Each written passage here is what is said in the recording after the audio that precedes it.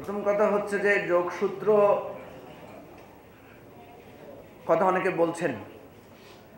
আমরা যেহেতু আমাদের কাছে সুস্পষ্ট প্রমাণ নাই, আমরা ঢালা অভিযোগ করতে চাই না। তবে কালকে আমরা দেখেছি ছাত্রদের ওই গণ্ডগোলের সময় লুঙ্গি পরা এক ভদ্রলোককে দেখলাম যে তিনি ছাত্রদেরকে খুব নৃশংসভাবে মারছেন। অনেকে প্রশ্ন তুলেছেন, এই লোকটা কে? সে তো ছাত্র না। এবং সে যে নির্দয়ভাবে মারছে, তখন অনেকে সেটাকে চিহ্নিত করেছে সে পতিত স্বৈরাচারী সরকারের মদতপুষ্ট কোনো একটা দলের সমর্থক। একইভাবে আরও বিভিন্ন জায়গায় ছাত্রলীগের নেতাদেরকে চিহ্নিত করা হয়েছে যারা এই সমস্ত আন্দোলন, আপনারা দেখেছেন যে রিক্সাওয়ালাদের আন্দোলনের সময় একজন রিক্সাওয়ালাকে শনাক্ত করা গেছে, সে যে ছাত্রলীগের নেতা, সে রিক্সাওয়ালা সেজে সেখানে গিয়ে আন্দোলনের অংশীদার হয়েছে। আমরা এই জায়গাটাতে স্পষ্ট করতে চাই যে কোনো কিছুর সুযোগে পতিত স্বৈরাচারের লোকেরা ঢুকে যাচ্ছে, অংশ নিয়ে নিচ্ছে, এটা ধরা পড়েছে।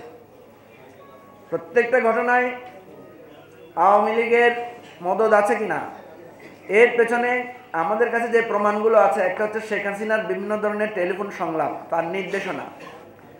একটা তো উনি দিয়েছেন যে ট্রাম্পের ছবি নিয়ে নেমে আসার জন্য, এবং আমরা দেখেছি ট্রাম্পের ছবি সহ লোকজন নেমেও এসেছে এবং কিছু গ্রেপ্তারও হয়েছে। তো অতএব এই সমস্ত জায়গায় কিছুটা প্রমাণিত হয় যে পতিত স্বৈরাচার এই জিনিসগুলো করার জন্য চেষ্টা করছে এবং করবে। প্রশ্ন হচ্ছে, ষড়যন্ত্রকারী তো ষড়যন্ত্র করবেই, শয়তান আপনাকে বিভ্রান্ত করবেই, এটা তো আপনি জানেন। জানার পরও আপনি কেন পদক্ষেপ নেবেন না? আপনার গোয়েন্দা সংস্থা কি করে? সেই জন্যই আমরা এই ধরনের ঢালা অভিযোগ করে রেহাই পাইতে চাই না। সব কিছু ষড়যন্ত্র, আমরা খুব ভালো, আমরা খুব নির্দোষ, এই ধরনের কোনো কথা আমরা বলতে চাই না। আমরা বলছি ষড়যন্ত্র হবে, ষড়যন্ত্র চলবে, ষড়যন্ত্রকে মোকাবেলা করেই আমাদেরকে আমাদের সংস্কার এবং নির্বাচন বাস্তবায়ন করতে হবে।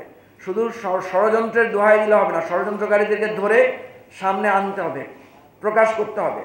দেশের যেই জনগণের টাকায় যে সমস্ত গোয়েন্দা সংস্থা পরিচালিত হচ্ছে, তাদের কাজটা কি? তারা কেন জানে না? আপনারা দেখেছেন যে আনসারেরা কোথা থেকে এসে সচিবালয় ঘেরাও করেছে। গোয়েন্দা সংস্থা কোথায় ছিল তারা কেন জানে না? এতগুলো আনসার যে সংঘবদ্ধ হয়েছে, তারা যে সচিবালয় পর্যন্ত চলে আসছে, সেটা তারা আগাম কোনো সংবাদ দিতে পারলো না কেন?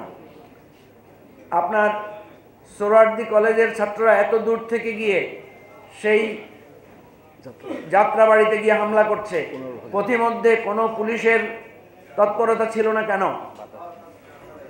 এই যে রিক্সাওয়ালারা হঠাৎ করে পুরো কলাপস করে দিচ্ছে বিভিন্ন এলাকায়, গোয়েন্দা সংস্থার কাজ কোথায়? এই জন্য আমরা স্পষ্ট করে বলছি, এই গোয়েন্দা সংস্থার ব্যর্থতা আছে কিনা সেটা তদন্ত করে কঠোর ব্যবস্থা তাদের বিরুদ্ধে নিতে হবে।